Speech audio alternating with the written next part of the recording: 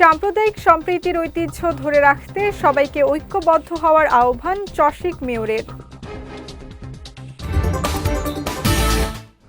এবং কক্সবাজারে পর্যটককে ছুরিকাঘাত করে ছিনতাইয়ের ঘটনায় গ্রেফতার ৫।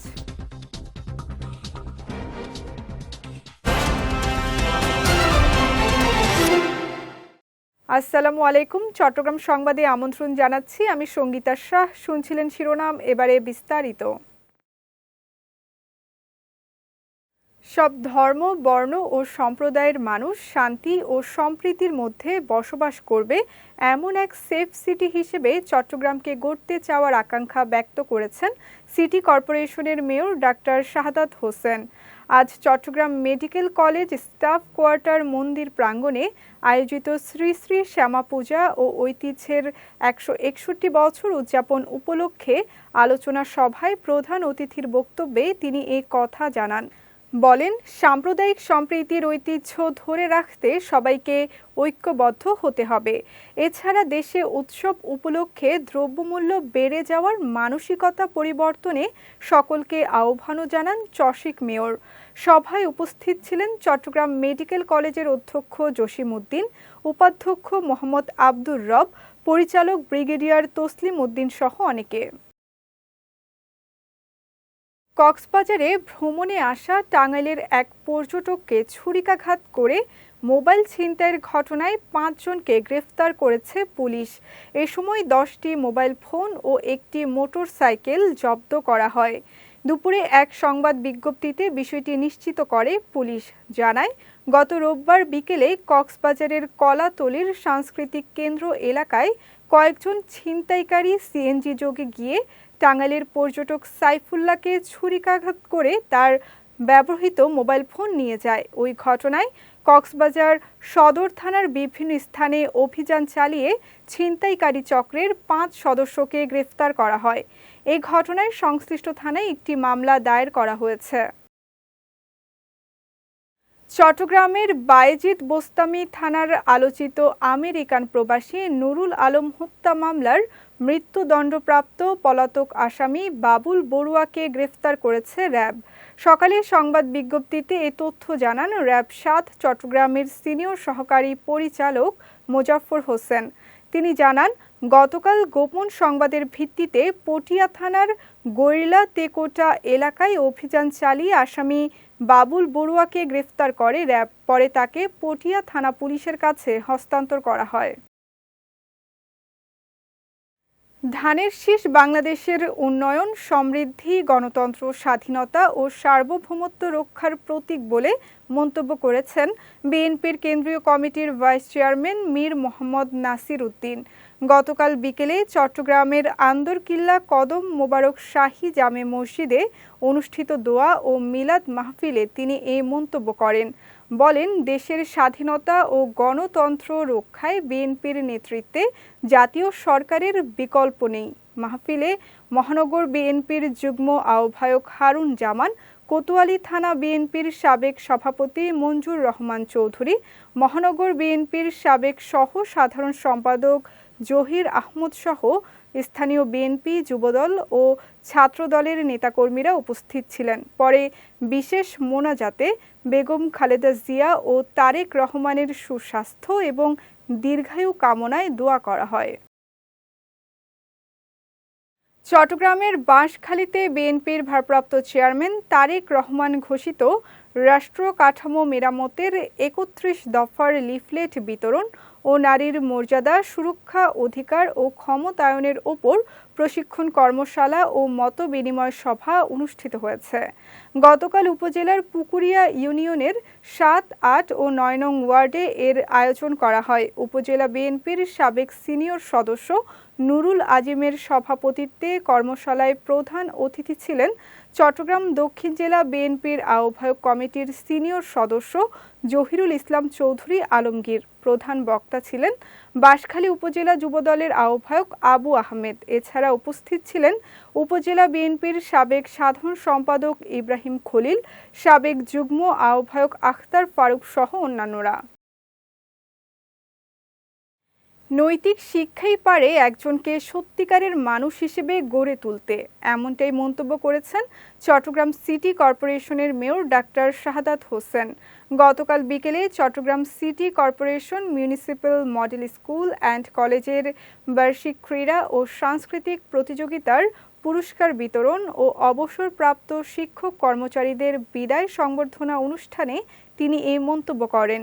মেয়র বলেন, মানবিকতা ও নৈতিক মূল্যবোধ না থাকলে সব শিক্ষাই অর্থহীন।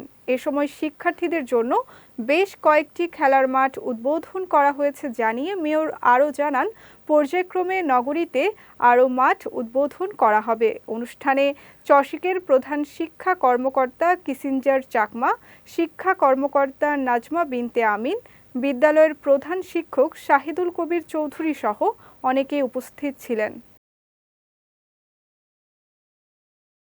চট্টগ্রামের রাউজানে জাতীয় নাগরিক পার্টি এনসিপির গণসংযোগ ও লিফলেট বিতরণ কার্যক্রম অনুষ্ঠিত হয়েছে। উপজেলার নোয়াপাড়া থেকে এ কর্মসূচির উদ্বোধন করা হয়। পরে নতুন বাংলাদেশ নির্মাণে এনসিপি ঘোষিত ইশতেহারকে সাধারণ মানুষের মাঝে তুলে ধরতে বাড়ি বাড়ি, দোকানপাট ও জনবহুল স্থানে লিফলেট বিতরণ করেন নেতাকর্মীরা। এ সময় উপস্থিত ছিলেন রাউজান উপজেলার সংগঠক লায়ন মোহাম্মদ জাহিদুল করিম বাপ্পি, সংগঠক আরমান হোসেন, জাহাঙ্গীর আলম, শামসুল আলম সহ উপজেলা শাখার বিভিন্ন পর্যায়ের নেতাকর্মীরা। কর্মসূচিতে দক্ষিণ রাউজানের বিভিন্ন এলাকায় ইশতেহার ভিত্তিক প্রচারণা চালানো হয়। চট্টগ্রামের সীতাকুণ্ডে শুরু হয়েছে শ্রী শ্রী শ্যামা পূজার ৫২৫তম বর্ষপূর্তি উৎসব। গতকাল উপজেলার ছোট কুমিরায় দক্ষিণ মছজিদ্দা সার্বজনীন কালী পূজা উদযাপন পরিষদের উদ্যোগে এর আয়োজন করা হয়। শ্রী বরুণ চৌধুরীর সভাপতিত্বে অনুষ্ঠানে উপস্থিত ছিলেন মছজিদ্দা সার্বজনীন কালী পূজা উদযাপন পরিষদের উপদেষ্টা বাবু শক্তিপদ রায় টিটু, সাধারণ সম্পাদক শ্রী রাজু চৌধুরী সহ অন্যান্যরা। দিনব্যাপী এ অনুষ্ঠানে গীতাপাঠ, ভক্তিমূলক কীর্তন পরিবেশনা করা হয়।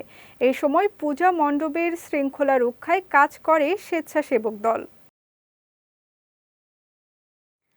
মানুষের অধিকার প্রতিষ্ঠা ও বাস্তবায়নের লক্ষ্যে টেকনাফ উপজেলা মানবাধিকার প্রতিষ্ঠা ও বাস্তবায়ন সংস্থা কমিটির উদ্যোগে সচেতনতামূলক আলোচনা ও পরিচিতি সভা অনুষ্ঠিত হয়েছে। গতকাল সংস্থার সভাপতি নুরুস সামাদের সভাপতিত্বে উপজেলা সাংস্কৃতিক কেন্দ্রে এই সভার আয়োজন করা হয়। এতে প্রধান অতিথি ছিলেন সংস্থার সভাপতি হেফাজউদ্দিন নয়ন। উদ্বোধক ছিলেন সদর ইউনিয়ন পরিষদের চেয়ারম্যান জিয়াউর রহমান জিহাদ। এছাড়া উপস্থিত ছিলেন সংস্থাটির জেলা সাধারণ সম্পাদক আফসার কামাল, টেকনাফ মডেল থানার ওসি তদন্ত হিমেল রায়, টেকনাফ প্রেস ক্লাবের আহ্বায়ক আবুল কালাম আজাদ সহ অন্যান্যরা। চট্টগ্রামে ফিনলে কর্তৃক নির্মাণাধীন ভবনে শ্রমিকের মৃত্যুর ঘটনায় ক্ষতিপূরণ আদায়ে এগিয়ে এসেছে চট্টগ্রাম মহানগর নির্মাণ শ্রমিক ইউনিয়ন। এ বিষয়ে সংগঠনের সভাপতি নুরুদ্দিন সুমন জানান, দুর্ঘটনার পর ফিনলে কর্তৃপক্ষের সঙ্গে বৈঠক করে মৃত শ্রমিকের পরিবারের জন্য ক্ষতিপূরণের ব্যবস্থা নিশ্চিত করা হয়েছে। এছাড়া দুর্ঘটনা এড়াতে মালিকপক্ষের প্রতি শ্রমিকদের নিরাপত্তা নিশ্চিত করতে প্রয়োজনীয় সরঞ্জাম ও নিরাপত্তা ব্যবস্থা গ্রহণের আহ্বান জানানো হয়েছে বলেও জানান তিনি। এর আগে গতকাল নগরীর উত্তর খুলশীতে নির্মাণাধীন ভবনে কাজ করার সময় ৯ম তলা থেকে পড়ে মোহাম্মদ শাকিল নামে এক শ্রমিকের মৃত্যু হয়। চট্টগ্রামের রাউজানে ওয়ার্ড ভিত্তিক হলদিয়া চ্যাম্পিয়ন ট্রফি ২০২৫ ফুটবল টুর্নামেন্টের উদ্বোধন করা হয়েছে। গতকাল উপজেলার হজরত ইয়াসিন শাহ স্কুল অ্যান্ড কলেজের প্রতিষ্ঠাতা ও বহু স্কুল মাদ্রাসার প্রতিষ্ঠাতা এম.এ. ওহাব ফাউন্ডেশনের পৃষ্ঠপোষকতায় এর আয়োজন করা হয়। বীর মুক্তিযোদ্ধা মোহাম্মদ আব্দুল কুদ্দুস মাস্টারের সভাপতিত্বে অনুষ্ঠানে প্রধান অতিথি ছিলেন ফাউন্ডেশনের চেয়ারম্যান ও চট্টগ্রাম কলেজের রসায়ন বিভাগের প্রধান নূ.ক.ম.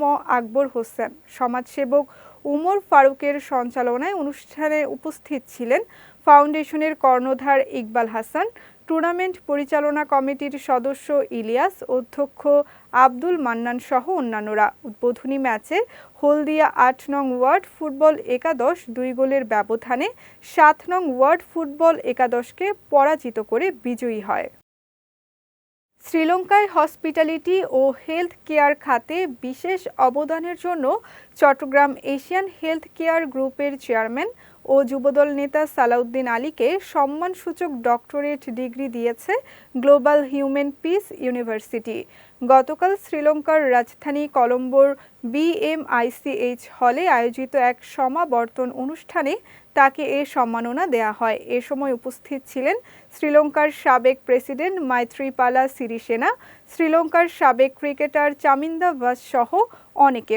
এবছর বাংলাদেশ, ভারত, শ্রীলঙ্কা, কুয়েত সহ বিভিন্ন দেশের 15 জনকে সম্মানসূচক ডক্টরেট ডিগ্রি দিয়েছে গ্লোবাল হিউম্যান পিস ইউনিভার্সিটি।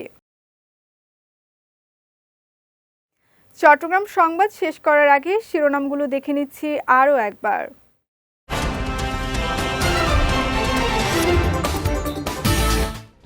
সাম্প্রদায়িক সম্প্রীতির ঐতিহ্য ধরে রাখতে সবাইকে ঐক্যবদ্ধ হওয়ার আহ্বান চসিক মেয়রের। এবং কক্সবাজারে পর্যটককে ছুরিকাঘাত করে ছিনতাইয়ের ঘটনায় গ্রেফতার 5।